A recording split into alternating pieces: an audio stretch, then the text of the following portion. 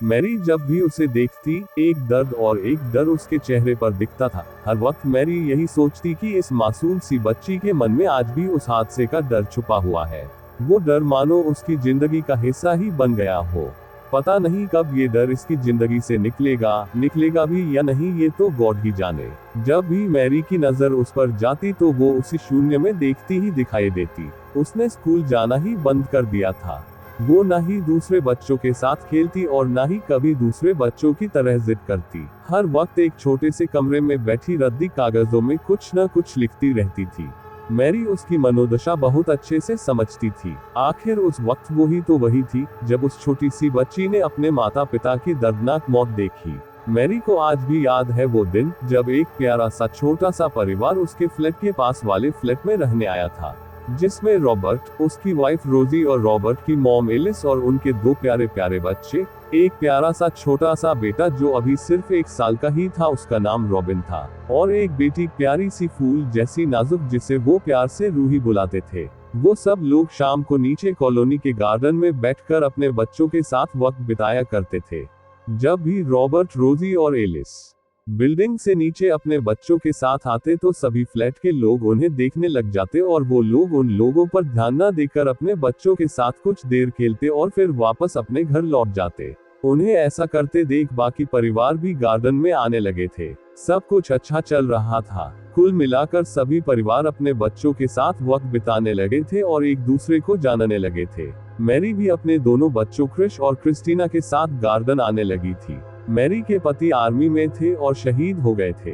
दोनों बच्चों की जिम्मेदारी मैरी पर आ चुकी थी। मैरी एक convent school Christ the Kings convent Ernakulam, Kerala में चाइल्ड साइकेट्रिस्ट थी। मैरी को रोजी को जानने का मौका मिला था और धीरे धीरे वो दोनों ही अच्छी दोस्त बन गई थी। लेकिन कभी कभी मैरी को लगता था कि रोजी और उसका पति रॉबर्ट उसके साथ और सोसाइटी के अन्य लोगों के साथ कुछ अजीब व्यवहार करते थे। लेकिन कभी सब कुछ सामान्य लगने लगता।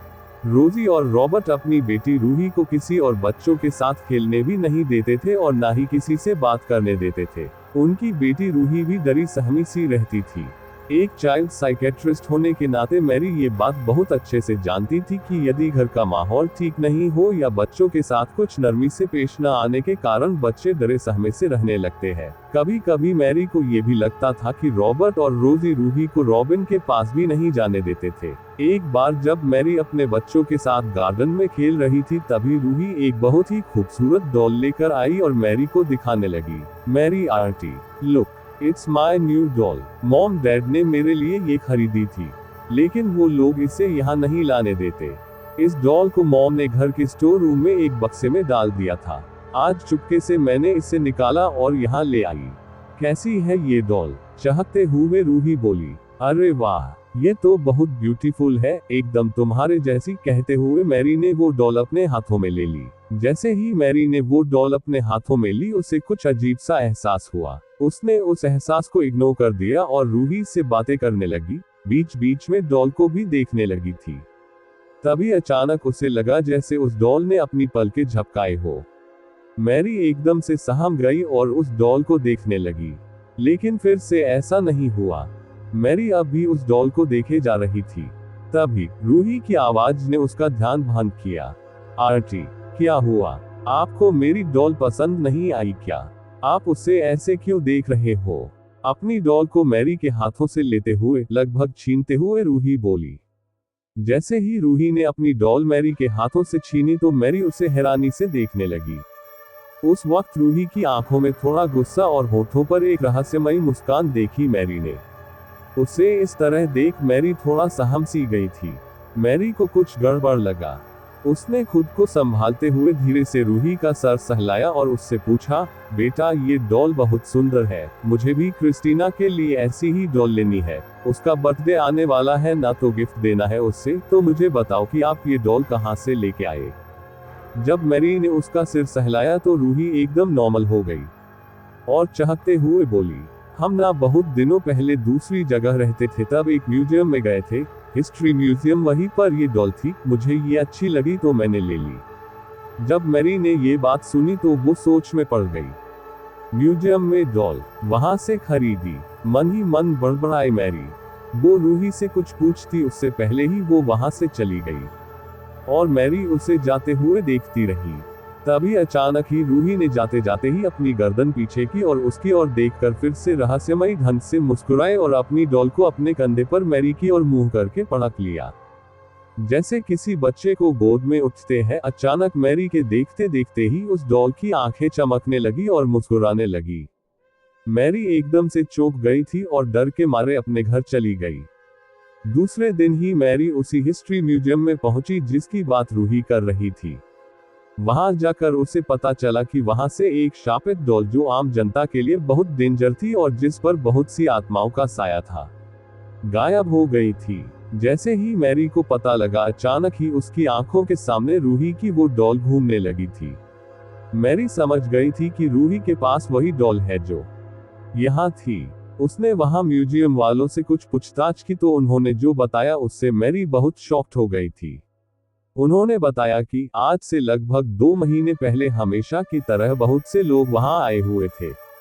बच्चे, बड़े, बूढ़े, सब लोग यहाँ की कलाकृतियां और पुरानी चीजें देख रहे थे। यहाँ पर एक बहुत ही खूबसूरत डॉल थी जिसे म्यूजियम के बहुत ही पवित्र स्थान जहाँ क्राइस्ट की प्रतिमा थी उसी के पास एक कांच के डिब्बे में रखा गया था, क्योंकि यहाँ के प्रिस्ट ने बताया कि वो डॉल शापित थी और बहुत ही डेंजर थी। इस डॉल से लोगों को बचाने के लिए तंत्रों से बांधकर इस डिब्बे में रखा गया था, क्योंकि लगभग 10 साल पहले ये डॉल एक इला नाम की लड़की के पास थी। वो लड़की इस डॉल को अपनी जान से ज्यादा प्यार करती थी, लेकिन किसी ने उस लड़की और उसकी मां की बहुत ही बेरहमी से हत्या कर दी और उनकी लाशों के टुकड़े करके अपने ही परिवार के साथ मिलकर पका कर खा गए, ताकि किसी को पता न चले कि उनकी हत्या किसने की। उन दोनों की आत्मा ही इस डॉल में आ गई। अब ये डॉल जब तक उन लोगों से बदला न ले ले तब तक ये शांत नहीं रहेगी। उनकी मौत के बाद उस लड़की का पिता खुद ही इस डॉल को लेकर यहाँ आया और यहाँ इसे कैद करवा दिया। ईला का पिता तो वहां से चला गया, लेकिन जब हम इस डॉल को कैद कर रहे थे तब खुद इस डॉल ने बताया कि इन दोनों की हत्या ईला के पिता और उसकी दूसरी बीवी ने ही की थी, और साथ ही ये कहने लगी कि जब इनसे बदला लेने का समय आएगा तब ये खुद ब खुद यहाँ से आजाद हो जाएगी। शायद वो समय आ गया है जब वो डॉल खुद ही यहाँ से आजाद हो गई, और इस डॉल की आजादी का कारण बनी रूही और उसकी फैमिली। उस दिन रूही अपने पेरेंट्स और भाई के साथ यहाँ आई थी। जैसे ही रूही ने इस डॉल को देखा तो अचानक ही ये डॉल उसे देखकर मुस्कुरा उठी, और रूही उसे मुस्कुराते हुए देख उसके साथ खेलने के लिए मचल उठी, लेकिन वहां के लोगों ने मना कर दिया। इसी तरह वो डॉल और भी छोटे छोटे बच्चों को अपनी तरफ आकर्षित करती रहती थी। जब रूही अपने परिवार के साथ आगे बढ़ गई तब अचानक ही वो डॉल रूही को अपने पास बुलाने लगी थी। रूही ने अपने पिता रॉबर्ट का हाथ छुड़वाया और खुद ब खुद धीरे धीरे उसकी तरफ बढ़ने लगी थी। वो उस समय बहुत गंभीर मुद्रा में थी। रोजी और रॉबर्ट भी उसके पीछे पीछे चलते चले गए। रूही फिर से उस डॉल के पास जाकर खड़ी हो गई। रूही के चेहरे से लग रहा था कि वो किसी के वश में थी। अचानक ही रूही उस शोकेस के कांच खोलने लगी थी, लेकिन वो खोल नहीं पाई थी। रोजी और रॉबर्ट ने रूही को रोकने की कोशिश की, लेकिन वो उसे रोक नहीं पाए। वहां के वर्कर्स भी न जाने क्यों उस समय किसी गहरे शून्य में चले गए। अचानक ही रोजी ने रूही को रोकते हुए कहा, रूही बच्चा, अभी घर चलो, ये डॉल हम तुम्हें ला कर देंगे। कहते हुए किसी तरह रोजी ने रूही को समझाया और वहां से ले गई। उसी रात अचानक उस शोकेस के कांच अपने आप ही खुल गए और भयंकर आवाज के साथ वो डॉल नीचे कूद गई, और धीरे धीरे वो डॉल एक रहस्यमयी मुस्कुराहट के साथ चलने लगी थी, और धीरे धीरे छोटी सी बच्ची की आवाज में एक पोयम गाने लगी। Twinkle twinkle little star, how I wonder what you are.